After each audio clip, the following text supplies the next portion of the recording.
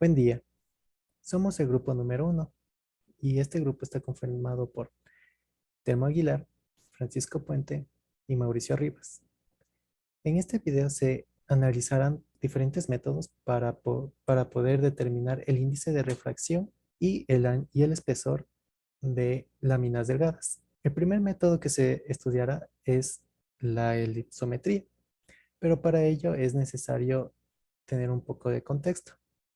Y para ello es necesario citar la definición de la polarización. Y nosotros definimos la polarización como una propiedad de la luz que se utiliza para describir la geometría interna de esta misma. Entre los diferentes tipos de polarización que existen, los más estudiados son la polarización lineal, circular y elíptica. La polarización lineal tiene como principal característica que las componentes del campo eléctrico y su desfase, el del desfase de las componentes del campo eléctrico es nulo. Por otro lado, las componentes del campo eléctrico son iguales y tienen un desfase de 90 grados si tenemos una polarización circular. Y finalmente, si tenemos una polarización elíptica, las componentes del campo eléctrico no son iguales y su desfase es de 90 grados. Como ya hemos introducido la polarización, podemos tener un esquema un poco más claro sobre la elipsometría, el cual se representa en la siguiente imagen. Primero tenemos una onda linealmente polarizada, en la cual incide sobre una superficie y luego se refleja. La característica fundamental de este proceso o este método de la elipsometría es que, dado que la onda incidente tiene polarización lineal y al reflejarse, esta reflexión agrega un desfase sobre las componentes del campo eléctrico. Y como no son necesariamente iguales las componentes del campo eléctrico, esta genera una luz elípticamente polarizada, como se muestra en la imagen. Cabe recalcar que tenemos el plano P, el cual es el plano de incidencia, y el plano S, que es el plano normal al plano de incidencia. Unas relaciones fundamentales o importantes de la isometría es la siguiente, las cuales se representan con la reflectancia de la componente del campo eléctrico en el plano de incidencia y la reflectancia del campo eléctrico normal al plano de incidencia. Y esto es igual al tangente de psi por la onda que está expresada bajo el formalismo de Young y el desfase de delta, el cual es el desfase entre las componentes del campo eléctrico. Eh, a la derecha se tiene una imagen más clara de lo que significa cada una de las componentes que tenemos aquí, de esta ecuación. Una de las propiedades, como ya se mencionó, es el hallar el índice de refracción y el espesor de una lámina delgada. Esto se puede hacer básicamente porque de la relación anterior de la reflectancia se realizan muchos cálculos matemáticos y se obtienen estas siguientes relaciones, las cuales son la de la distancia o del ancho de la lámina delgada y del índice de reflexión compleja. Se puede observar que el ancho de la lámina delgada depende de la longitud de onda y del ángulo con el que se refracta la onda y también del índice de refracción. Por otro lado, el índice de refracción depende netamente del desfase entre las componentes de campo eléctrico, la reflectancia y también del ángulo con el que se incide. Las ventajas al usar este método es que este no es un método destructivo, es decir, que no daña la muestra cuando se trata de medirla. Ya como vimos, solamente se irradia luz polarizada y se cuantifica la reflectancia de la onda polarizada o de la onda elípticamente polarizada. También una ventaja es que, que este método mide con alta precisión el ancho y el índice de refracción de las láminas delgadas. Y también tiene una gran precisión al determinar todas las constantes ópticas de una lámina cuando la longitud de onda del rayo está entre el ultravioleta y el infrarrojo. Las desventajas. Las desventajas de este método es que en esta técnica funciona muy bien cuando las láminas que se están estudiando tienen que ser del grosor de nanómetros. Esto es sumamente difícil y no es tan factible a veces realizarlo. Las láminas tienen que estar muy bien pulidas y bueno, es más, la rugosidad tiene que ser alrededor del 10% de la longitud de onda. Si no se cumple esta condición, se podría tener o se tiene reflexión especular y el método de lipsometría ya no funcionaría tan bien. Y también, como se mide la reflectancia y el ángulo con el que incide la onda y se refleja la onda en la superficie. Es decir, no se mide directamente los parámetros deseados, los cuales son el índice de refracción y también el ancho de la lámina delgada. Esto supone grandes problemas al momento de analizar y tratar de hallar de manera directa los parámetros que necesitamos. Y a continuación, les presento dos videos que voy a dejar en la descripción, los cuales ayudan a entender el método de lipsometría.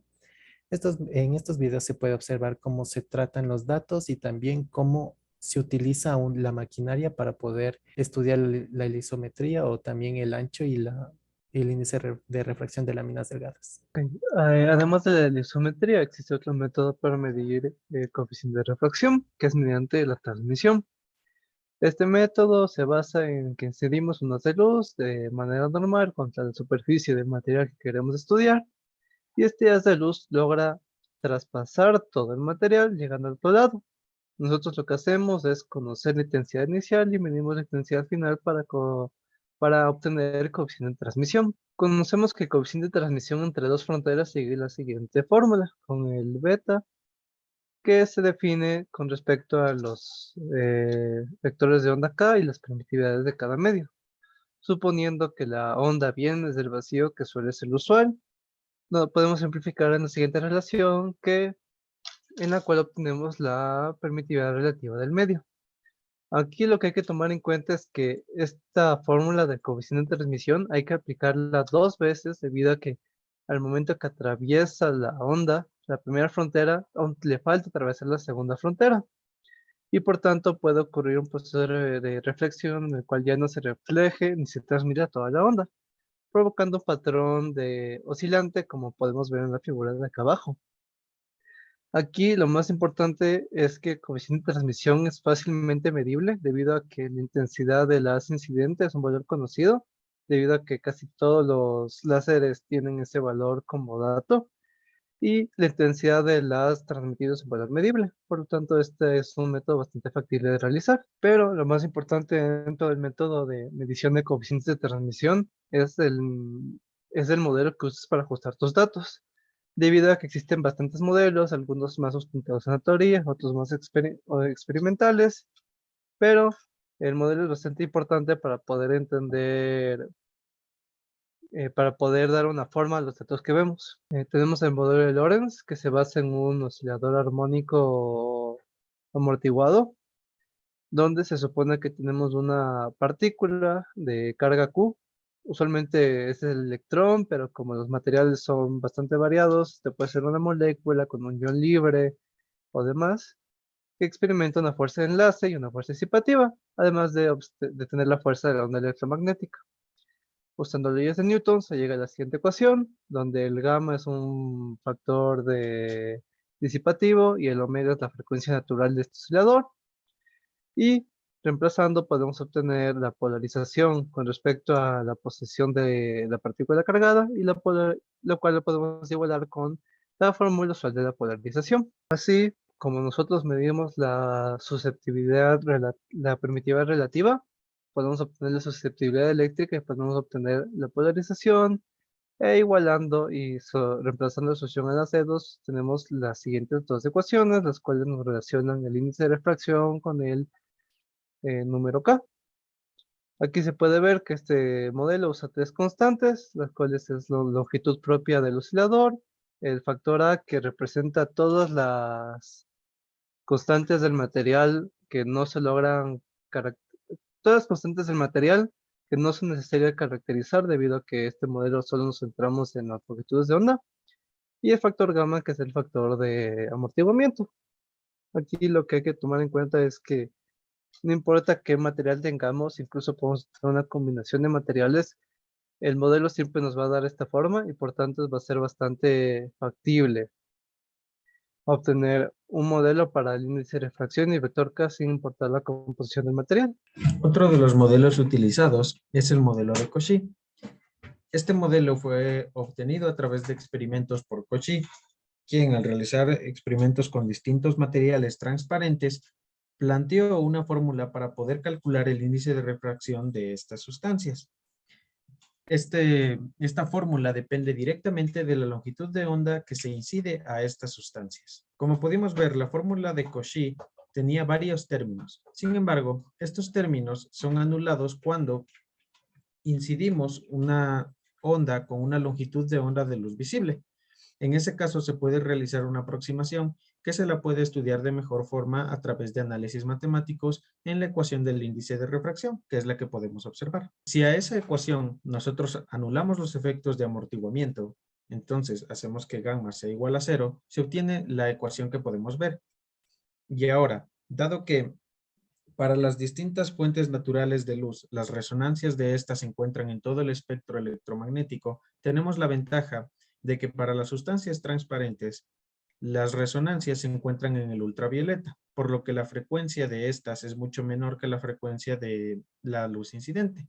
Entonces, se va a cumplir lo siguiente. Y si nosotros reemplazamos toda esa relación en nuestra ecuación, vamos a obtener la última ecuación que podemos observar. Finalmente, si nosotros reemplazamos los términos por unas constantes, dado que eso es una constante, podemos llegar a la expresión que podemos ver allí, donde A y B son constantes que curiosamente coinciden con el coeficiente de transmisión y con el coeficiente de dispersión, lo cual nos da una relación casi lineal del índice de refracción.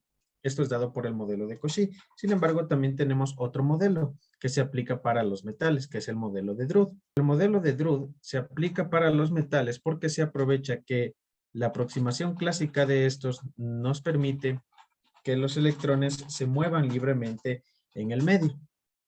Entonces, con esta condición, se genera una función dieléctrica especial a través de una conductividad eléctrica especial igualmente. La conductividad que se genera en este modelo viene dado por la ecuación que podemos ver para sigma sub 0.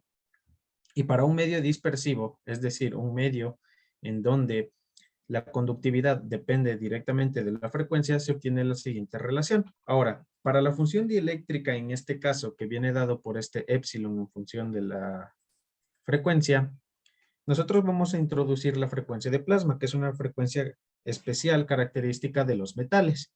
Si nosotros reemplazamos esta frecuencia de plasma en conjunto con lo anteriormente dicho de la función de sigma, que es que vendría a ser la conductividad eléctrica, obtenemos la relación que podemos ver al final. De esta relación, nosotros podemos obtener importantes resultados cuando las frecuencias aplicadas son bastante altas, es decir, cercanas a la frecuencia de plasma, ya que aquí se anula el término imaginario de la anterior ecuación y se hace una aproximación que podemos observar allí, de la cual se establece un gráfico en el cual podemos observar de mejor manera el comportamiento de la dispersión del material. En este comportamiento podemos notar que cuando la frecuencia de plasma coincide con la frecuencia que nosotros estamos aplicando, se anula completamente el dieléctrico. Y cuando ésta se supera, el dieléctrico cae abruptamente desde 1 a 0. Los principales métodos que hemos discutido, que es por medición de coeficiente de transmisión y la elipsometría, son bastante distintos. Aunque la elipsometría da bastantes buenos resultados y logra tener un bajo margen de error, resulta bastante difícil de realizar en laboratorio, debido a que usa materiales especializados, se necesita un polarizador, se necesita un analizador y demás instrumentos que en cambio la medición de coeficiente de transmisión no usa.